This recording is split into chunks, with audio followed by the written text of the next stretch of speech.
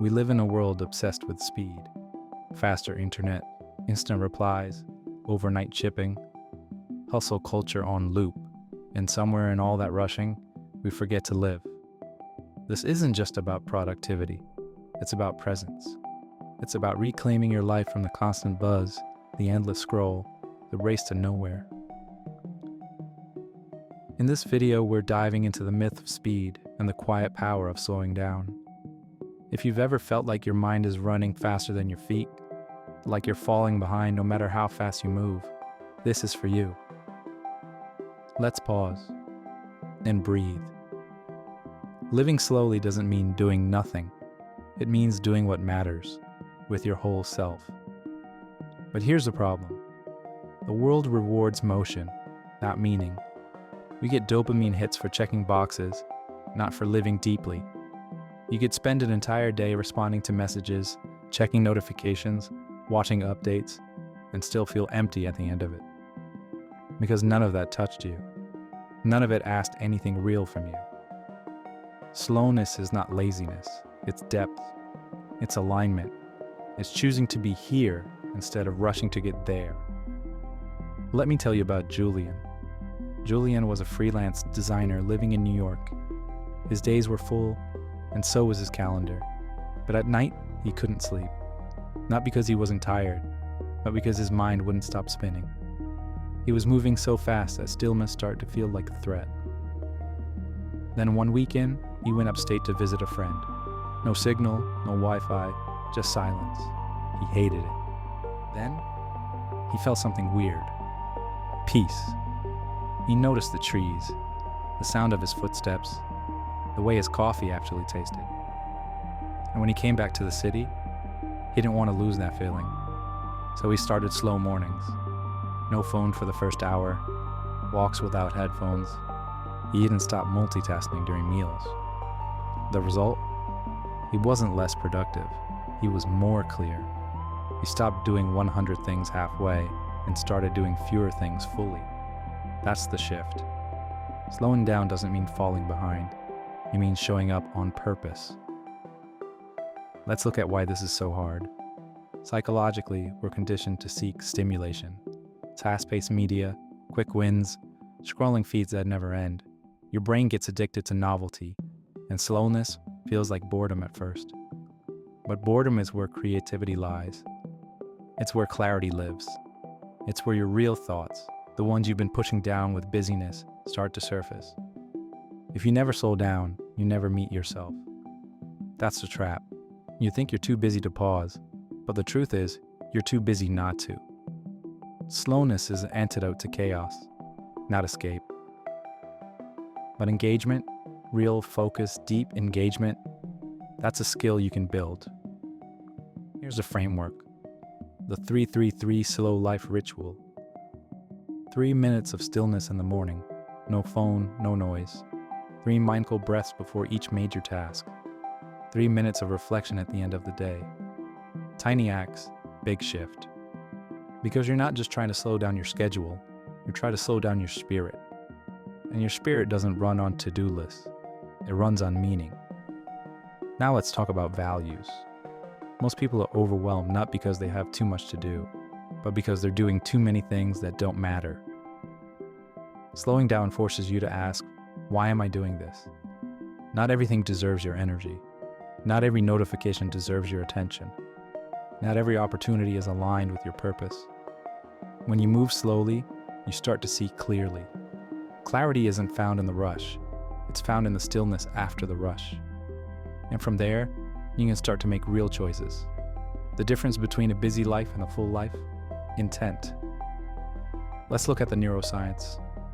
A study from the University of Sussex found that multitasking leads to reduced gray matter in the anterior cingulate cortex, the part of the brain responsible for empathy, decision-making, and emotional regulation. Translation? The more you try to do at once, the harder it is to feel. It showed that people who mind wander, you need their attention dressed from present moment, are less happy, even when they're doing something unpleasant. So yes, your ability to be present actually impacts your happiness more than what you're doing. And presence is a product of slowness. You can't rush into presence. You have to arrive. And that takes intention. Let me tell you about Amira. Amira was a project manager at a fast-growing startup. Every morning started with Slack notifications, emails, stand-up meetings, or breakfast was usually coffee in a paper cup, half spilled during her Uber ride to work. She told herself she was on the grind. But she couldn't remember the last time she laughed, or read a book, or ate without a screen in front of her. One Friday, her therapist gave her a challenge. Go through the entire Saturday with no schedule. No calendar, no tasks, just flow. At first she panicked. What if she wasted the day? What if she didn't use it productively? And when the day came, she did it. She woke up without an alarm, took a walk with no headphones, bought flowers from the street vendor just because, wrote in a journal, took a nap, watched clouds instead of TikToks. That evening she said something powerful. I remember what it feels like to be a person. That's what slowing down gives you, yourself. You come back to your senses, literally. Sight, sound, taste, smell, touch. Illness is how you come back to the body, the breath, the moment. And here's something wild. It makes you better at everything. Better at decision-making, better at listening, better at loving. Because when you're not in a rush, you can actually be present. Let's talk strategy now. The slow day blueprint. Pick one day a week or one afternoon and unplug from speed. That means no social media, no back-to-back scheduling, no multitasking. Instead, focus on long meals, long walks, long conversations. Do things that don't need a return on investment, because you're not a machine, you're a human being, and human beings thrive in rhythm, not rush. Let's zoom out. Culturally, we've been sold a lie, that our worth is tied to our output, that if you're not producing, you're wasting time. But think about nature. Trees don't rush, seasons don't sprint, flowers don't bloom all year long. Growth requires rest, and wisdom isn't loud, it's quiet. It arrives when you're still enough to listen. That's what makes slow living radical.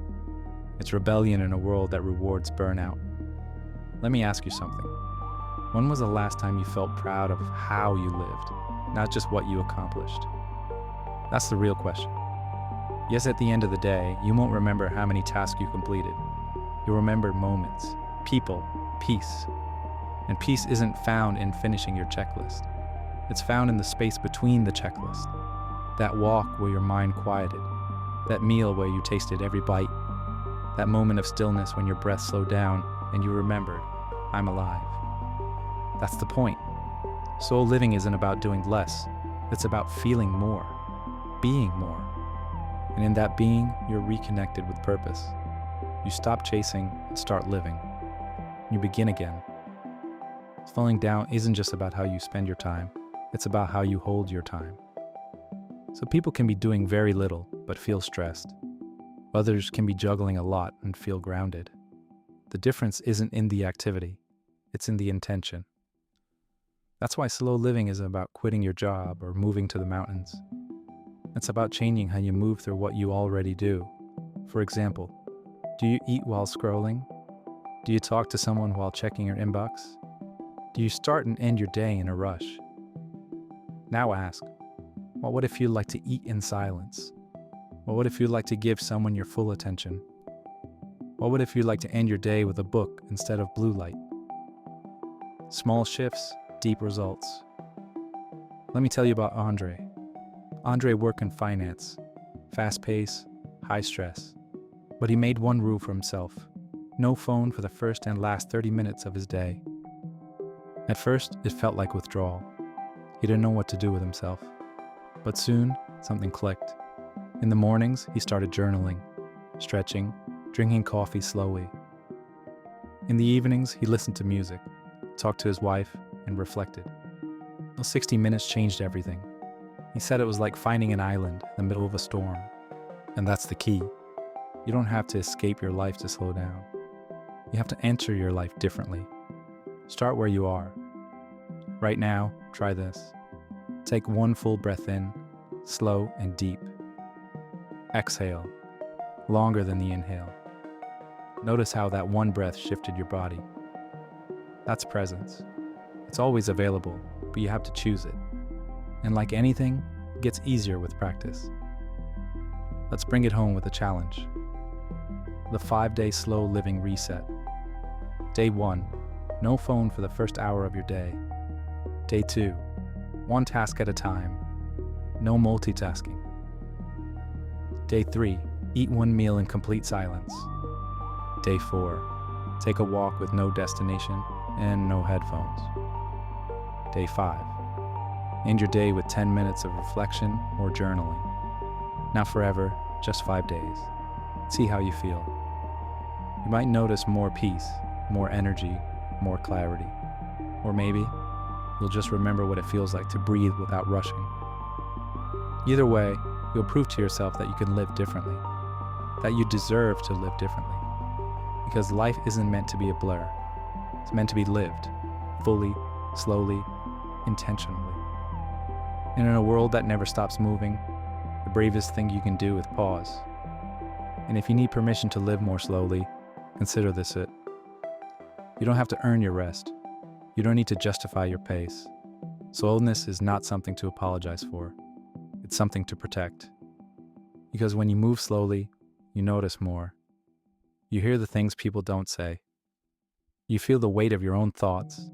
You learn to sit with them instead of suffering them away. You make room for ideas to bloom. And you stop being a product of the algorithm and start becoming a product of your own awareness. There's an old saying, nature does not hurry, yet everything is accomplished. Let that sink in. Maybe you don't need to speed up.